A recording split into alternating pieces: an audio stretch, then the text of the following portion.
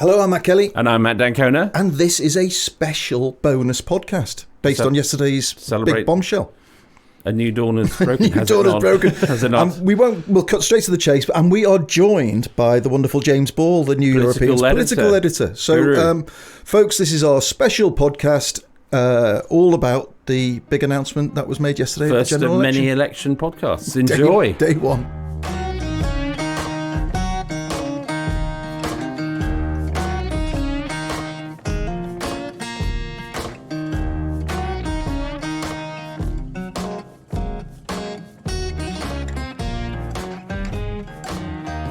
So Sunak's ability to shock and amaze actually turns up for once. I suppose. I mean, I think that it's not that weird. I mean, people are acting as if it's sort of an act of a magician's trick. But it is 4 years into the Parliament. Yeah. I think the truth is that we weren't expecting it in July. There was speculation about May, October, November. Maybe even just running going all the way to January, and we can talk about the reasons why he's done it. But to be fair, he has caught people on the hop, including many members of his cabinet. Yeah, and I mean, we were arguing the toss yesterday morning as the news was dribbling out, and I was very cynical and thought, nah, he hasn't got the bottle to do it, because I just couldn't see the upside. And to be brutally honest, I still can't see any upside whatsoever. The only way to possibly frame it is that he's mitigating a load of potential downsides by doing it now. What do you think, James? Yeah, it's really the things can only get worse election. Yeah. But the thing is, that was true in May as well, and the sort of previous occasions where he could have called and bottled it. So what are the things that are going to get worse? So I think he's learned that Rwanda isn't going to work. Someone has clearly settled with him that there will be a lot of small boat crossings this summer and Rwanda won't happen. He admitted this morning that there isn't going to be a flight before the election, which almost certainly means there will never be a flight. So he sent Paul Kagame £300 million for one voluntary repatriation where the guy disappeared after literally 2 days. It looks like he's not going to get the interest rate cuts he wanted over summer. It looks like the economy isn't going to suddenly magically turn a corner. At the moment, Reform have been sliding in the polls. And of course, he's had the good news that Nigel Farage doesn't look like he's going to campaign very heavily. So it essentially does seem as if it's just a case of, well, it isn't going to get any better. You also ended up triggering lots of complicated spending rules if you haven't declared by mid-July. And that could have really messed up party conferences. And that could really mess up Tory party finances. But there are reasons it came as a surprise. And part of it, on the joking level, he looked the loose women in the eyes and told them they could book their holidays because there wouldn't be an election. He's actually pissed off about half the lobby with this because people had booked their summer holidays and, may now lose quite a lot of money. This is silly stuff, but it doesn't warm people to the coverage. On a more sort of serious note, sort of 48 hours ago, he promised the infected blood inquiry people that he would take immediate action and that would get round up. And he made a very sincere sort of pledge on this. Yeah, that presumably he's got a week to get all of that legislation and money through. And everything I'm hearing is that it's not going to be doable because it's tied up in a more complex, larger bill. But that will isn't be ready. Used as a massive stick to and rightly so. I mean, the thing is, at that moment, he must have known he was going to call an election 2 days later, so he could have said something else. But he looked. These victims who've been failed year after year, decade after decade, who have lost their relatives or who are quite seriously ill themselves, he looked them in the eye and lied. And that really is... Well, why do you assume that he must have known? Because my theory is that he's capricious and he's brittle and fragile and he's desperate and panicky. And he woke up to one good bit of news and he might have thought about Reform getting more time to get their stuff together and being a real credible threat to him. And he thought, nah, fuck it, now is the time to do it. And he did it in a day, you know. It wasn't a good bit of news, though. It was less good than they thought. The inflation news was actually less good than they thought it would be. No, I know, but as you said, everything else coming down the tracks might be even worse. I mean, we know for a fact that they were doing the logistics for it on Tuesday evening, etc. Do we? Okay. Yes. Yes. And we also, I mean, there's a very good right through. So the people... they did a very weird little event in the Excel Centre which you got after the announcement that we scooped. Yeah. Top scoop. But they started prepping that Tuesday evening. Right, okay. So I think he knew on Monday. I don't see how he didn't. These things... You can go fast, but 72 hours, 48 hours. No, I agree with that. Fast. I think. I mean, there's a very good write through in the Times this morning about the process of how it happened, and I think what's been going on is that he's been on. I hate using the word, but he has been on a journey, and it's kind of making his peace with the fact that they lost it in 2022. You know, that Partygate blew apart the trust. And Liz Truss's blowing up of the economy killed their reputation for incompetence, and therefore, you know, you keep continuing to flog a dead horse longer doesn't bring it back to life. Yeah, you know, and once the hosts of a dinner party want you to go home and want you to order an Uber. Yeah. They're not going to change their mind between 12 o'clock and 2 a.m. No, you're right. You know, I'm very familiar with that. So you know, I think that in the speech out in Downing Street, he looked to me like a man who had finally resigned himself to something. Mm.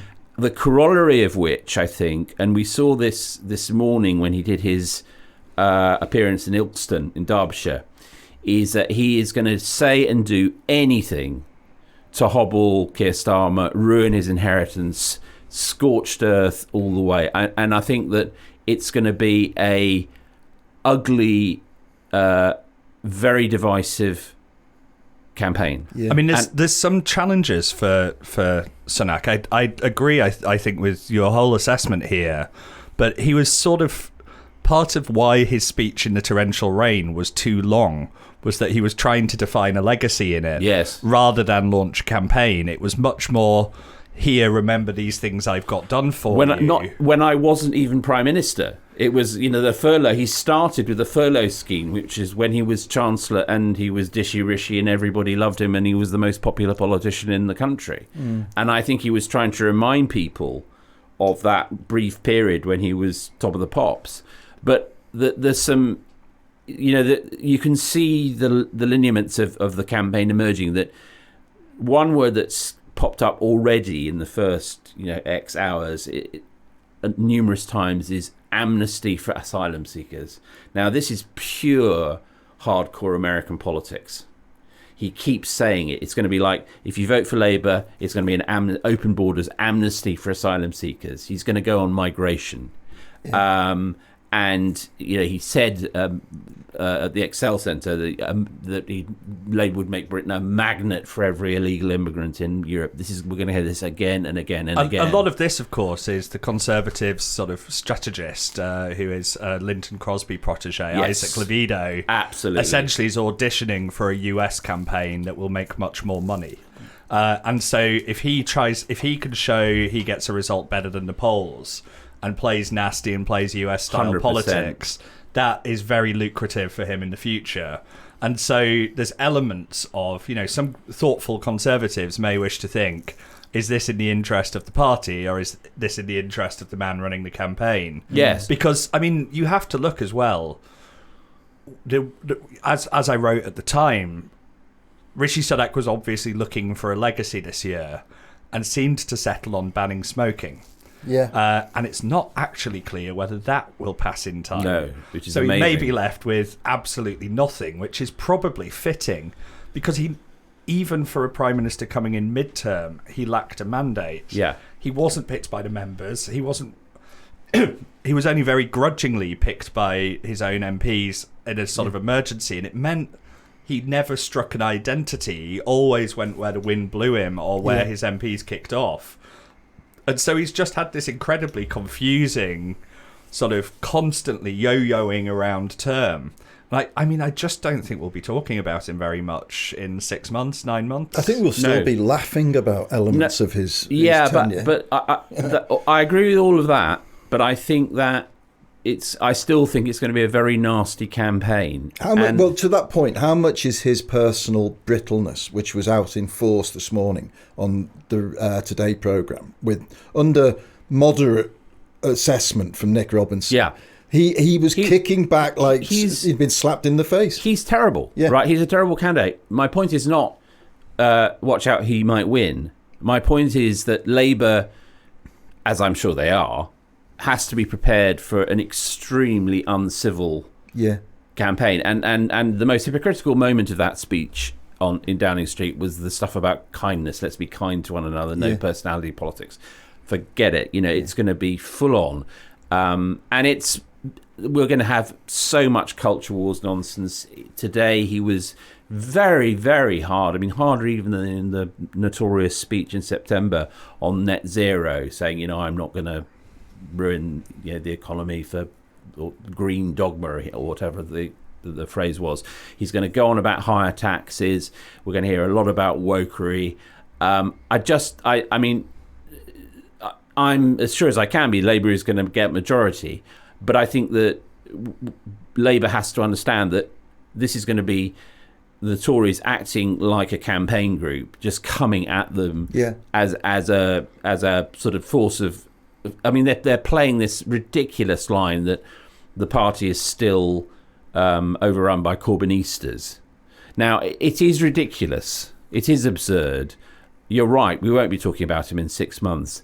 But in the next 6 weeks, day after day after day, and on social media, I mean, crucially on social media, the messages are going to be vicious and brutal. They really are. I mean, one thing I should flag from the Labour side is that any time the Tories are going on about wokery, Labour are delighted. Labour politicians don't like having to answer what is a woman, etc. gotchas, and there'll certainly be quite a lot of those in the next few weeks.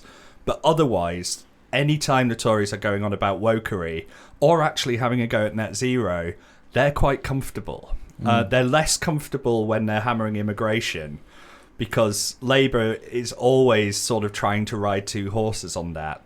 They have the responsible sort of knowledge of knowing we need immigration for the NHS, etc. They want to sound tough on it, but they don't believe in things like Rwanda or the harshness for its sake in the way the Tories do. That does make them uncomfortable. Going on about wokery, they know how badly it polls. They know how little British voters care. We are not polarised like the Americans. Yeah, it's true. We're really not. Their membership might be, and their MPs certainly are. Yeah. But they've actually self-radicalised on this. Yes. And so I completely agree that they'll run a nasty campaign. But actually, I'm not sure that would faze Labour so much as a sort of disciplined one on the economy and immigration. I think those issues the Tories could still win on. Do well on. I don't think they could win on. I think Labour are in a good position. I mean, a very good position. They've got a certain amount of media flack for just using the word change and not going for a longer slogan. I think it's inspired, because I think that we all want lots and lots of detailed policies, and he is going to have to provide more detail in the next 6 weeks than he has. I mean, that's inevitable, Starmer. But the electorate is just, this is not 97 with a sort of Britain as a young country, global centre of culture and fashion, Cool Britannia, Blair. What we want now is the analgesic of a mercy killing. Just get rid of them. Yeah. Change is exactly what the electorate wants. And the paradox, though, isn't it, is that he's going on about Sunak saying, stay with me for stability. Yes. But I can't get over the absolute barefaced cheek of it when you're talking about stability is the last word you would associate with this Tory government. I mean, it's also interesting that Labour, any time that you hear Starmer speak, it doesn't always make the clips, but he every time says something about taking politics out of your life. Yeah. Yes. Like taking, a lighter touch, touching, a lighter touch, touching it more lightly. Yeah. And again, this is sort of quite clever because it is a sense that people are sick of, Brexit being in their heads all the time and being there all the time. The culture war stuff, people don't like. People want politicians to shut up and get on with it. Yeah. And it does feel like the Tories, oddly, traditionally the party of small government, leave people to make their own decisions, are the ones trying to force politics on people. And Labour, everyone should be on 3 local committees and organise X, Y, and Z, is going, look, we'll get on with it and get out of your way. Yes. And so they've actually they haven't sort of swapped ideologies, but they've very much swapped quite a fundamental. It's a bit of a judo move, politics, isn't it? Yeah. They've done And I think genuinely a vote for Labour is a vote for a quieter next 5 years. Well, it's just it's as you say, it's that soothing morphine as you go off to sleep. Just make them go away, and this will drive us mad, because we'll be wanting more detail on what they might do with the European Union. We'll be wanting more detail on what they're going to do with social care and the NHS, and the next fiscal event, whenever it comes, is going to be a horror show. I mean, the choices are all bad.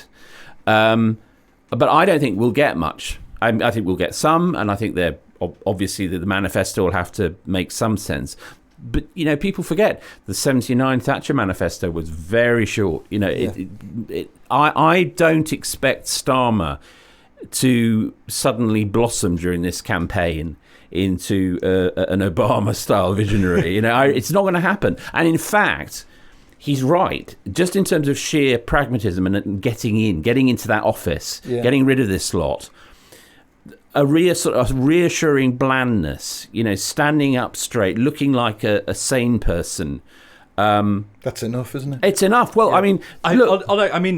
it's exactly this. In this week's very issue, we actually have a piece that I've done that is saying that the Labour manifesto will be a floor, not a ceiling. Yes. It will be the minimum that the party is offering, not the outer limits of their ambition.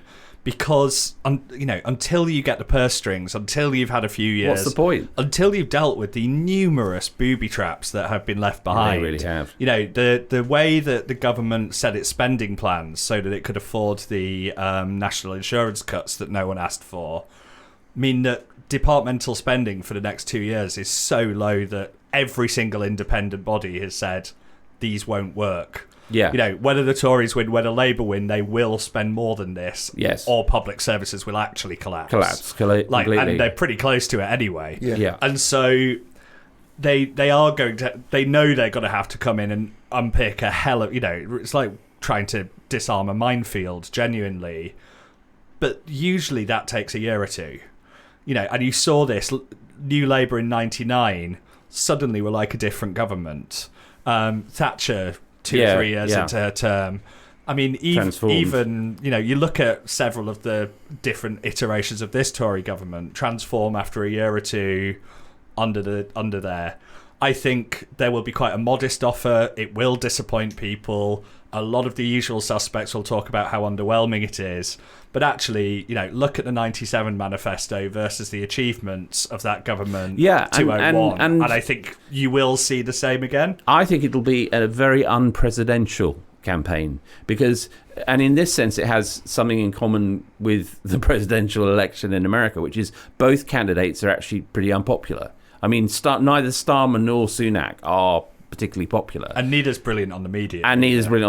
And they both have a very technocratic kind of aspect to them. But what Starmer can deliver is the mercy killing. And I think people do look at him and think, yep, you can. I'm not sure about you, but you're obviously not mad. You're not Corbyn. And you can get rid of this lot that have done. Yeah. I mean, to take one tiny little side order, which is even last night, as people were absorbing the fact that we were going to the polls on July the 4th, there was speculation, mostly unfounded, that the plotters, the plotters about whom we've been reading for the last year, were going to put in enough letters to the 1922 committee calling for a vote of confidence in Rishi Sunak's leadership so they could undo the election. Now, I'm not even sure if this is constitutionally possible. I don't think you can go to the king and say, we're not having one. Until Parliament's dissolved, you actually could. All right. It's a mess. I mean, this absolutely isn't going to happen. But I mean, that is where we have reached with the Conservative government, which is that on the night of the election being called, they're talking about a plot to get rid of the Prime Minister. I mean, it's great, isn't it? These people are going to have to come in and go, vote Rishi Sunak for Prime Minister because we couldn't get rid of him in time. One thing that isn't going to get talked about is Brexit, isn't it? Because it's in neither of their interests. I mean, there'll be some bromides on both sides. Yeah. I think you will see the Tories try and say that Labour will re-enter by stealth. I think you. They already have a lot of that. Will they though? Because that would. No, they already have. That would be a massive positive. But they already. No. It's not that Labour will do it. They already have. Yeah. They already have. Well, I mean, if I was Keir Starmer, I'd take that happily and just keep my own mouth shut. But I think. Bear in mind, they're relentlessly focused on Tory 2019 voters. Yes, who will switch and. If you were a Tory 2019 voter, you voted Leave. And so Labour will make it very clear that they're not rejoining or trying to stealth rejoin. In practice, they're going to sort out better cooperative relationships, etc. But Labour will say as little as possible. The Tories will push stealth re-entry. I don't think it'll move the dial, but I think you will hear the Tories attack Labour on Brexit but not defend their own record on it and not say anything about how they would make a success of it. I think Starmer will just be very zen and say we'll do a better Brexit than you. And what about the Liberal Democrats? Well, the Liberal Democrats are, in every regard. What about the Liberal Democrats? Well, they have some Tory seats that they could do quite well in. Yeah. They're behind Reform at the moment. They are. They are. Although I think Reform hasn't really got its candidates list together yet, whereas the Lib Dems have. Do you think that's one of the biggest? Just briefly, the Lib Dems have possibly one of the best trophy sort of victories, potential trophy victories of the whole thing. Jeremy Hunt, I think quite reluctantly and possibly knowing he's going to lose, has actually said he will defend his seat. And the Lib Dems are within, I think, about 7,000 of that. Right. So that's a Portillo moment. And so, the Chancellor of the Exchequer, that's even bigger than Portillo. It is bigger than Portillo. And it would go to the Lib Dems on what otherwise I think will be a fairly underwhelming night for them. Yeah. I mean, they have the worst leader you could have for people exhausted with a 14-year Tory government because he was a minister in it. He was a coalition minister. And it's useful for him that he's got no name recognition and no one knows who he is. Yes. Because the second people go, you're a minister in this mess. Yeah. And then anyone who does know him is blaming him for the post office scandal. Yes, you just absolutely will not see a presidential campaign. But I don't think we've got to have an I agree with Nick moment here. No, if I was the Lib Dems, I would do as little as possible because, the best thing they can do and be is the party that in some seats can get the Tories out. Yeah. That's their function. Yeah. No one cares what Ed Davey thinks about anything. Yeah. Luckily for him. Which is fortunate. But they might pick up a few seats, as you say. Jeremy Hunt's is a good one. There's an interesting thing. This is circling back a little, but Keir Starmer, if he becomes Prime Minister, will be the most senior civil servant to ever do so. Because, of course, he was Director of Public Prosecutions, and that's a civil service role. It's within the bureaucracy, and it's actually a really complex role. I mean, obviously, you're doing the prosecutions, but you interact with the intelligence agencies, you interact with the Home Office. For various reasons, you often interact with the FCO and with Number 10. And so he's probably got a better understanding of machinery of government and of the administrative side of anyone coming in.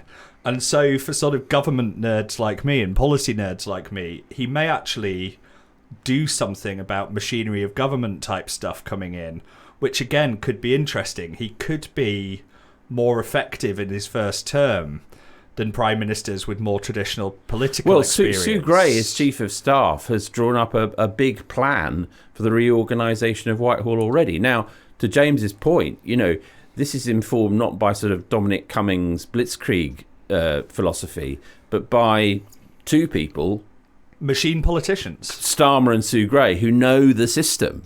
Now, will it work? I don't know, but I completely agree. I mean, his overhaul of the CPS was a very big deal. Yeah, I mean, Cummings had some of the right ideas, but no one agreed with him. Dangerously limited by his own experience. He tried to run the civil service, which an organisation ultimately that manages hundreds of thousands of people, like it was a campaign of 50. Yeah, and that was fundamentally incompatible. But he was not wrong on diagnosing the problems. He was just insane in the solutions. People who've actually operated through that kind of system and the sort of grinding nature of change in it, there is actually, quite some real potential, to be more effective. The first thing that Starmer did when he became Director of Public Prosecutions was go to all of the local offices of the CPS and say, what's wrong? What do we need to do? Now I don't know what the prime ministerial equivalent of that is. I mean, you could certainly send out your cabinet, your sort of secretaries of state. Get out there, find out, come back and tell me. And I think that sort of thing is actually what he's more likely to do.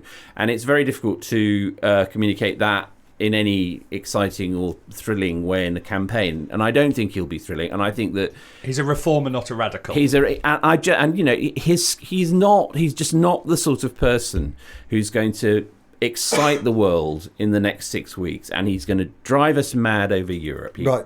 Okay, before we go, because we're just about to sign off, but predictions now on the result. What do you think? Let's have some commitments now that we can double back and check on. I mean, I fairly confidently expect Labour to win 100+ seat majority. 100 seat majority, okay. I'd go in that region. I think Labour get about 380 to 400 seats. I think the Tories are below 150 and possibly below 130. Okay. How about you? You don't get away with this. Well, no. I'm going to be slightly more conservative, lowercase c, and say 60 majority, something like that. But because I was watching Peston last night, and it is fascinating the level of swing required in some of those Conservative seats that they picked up. It's quite a big swing they require, and the difference in swing that's required. It's a very complex calculus, isn't it? Although they've had 20% swings in every by-election, recently. Yeah. I mean, and uniformly in very different seats. That's right. Like the by-election evidence is really reassuring. If you talk to Rob Ford or Steve Fisher or John Curtis, who are the team that do the big exit poll for the broadcasters. They are very reassured by the by-elections that the polling is about right. Right. And they say consistently, the locals have been in line with it, the by-elections have been in line with it, and the Tories are cursed with what's called an efficiently distributed vote. Yeah. Like, the curse of that is it goes all at once. Yeah. You hold, and then bam. You fall. Yeah. And last thought, because I know you two are both massive football fans. Huge. England doing well in the tournament. Any upside to Sunak? Or I mean, as someone noted, Churchill won World War II and then got voted out. England doing well in the second round. Yeah, and it's only the second round. Yeah, no, it won't. It'll be round of 16. We'll know. That's right. Yeah. It's not going to help. The precedent is 1970, isn't it? Wilson and the World Cup, and whether that had an impact.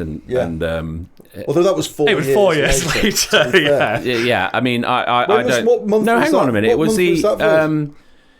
Was that I'm just reading out. As Dennis Healy revealed in his memoirs, Harold Wilson was concerned about going to the country in June 1970 in case the England footballers were defeated on the eve of polling day, as indeed they were by West Germany in the World Cup quarterfinals 4 days in the 70 before Edward Heath turfed Wilson out of number 10. Yeah. I mean, it's a nice story, right? But he was going out anyway. What is certain is, and we know this from the World Cup and the Euros, is that you will see all politicians of whatever stripe, toe curlingly wrapping themselves in the relevant football strips, with the JD Sports tag still showing. Starmer's at home there because he's a good footballer. It will play well for Labour. He's genuinely fairly obsessively into football, and also, he's English. This isn't like when Gordon Brown's PM and is having to sort of hem and her. But it is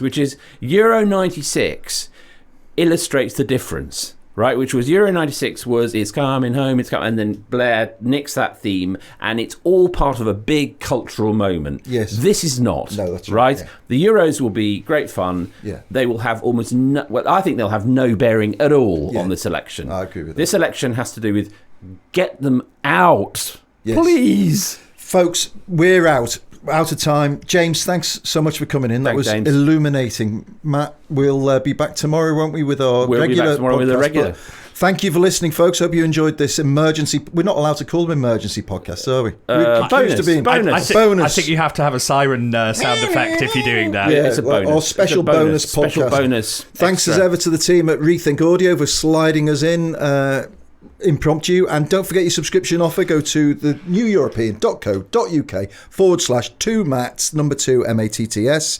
You get a special £25 voucher at our shop, and it's going to be the place to find out about everything that's going on in the next 6 weeks. We'll see you tomorrow. See you tomorrow.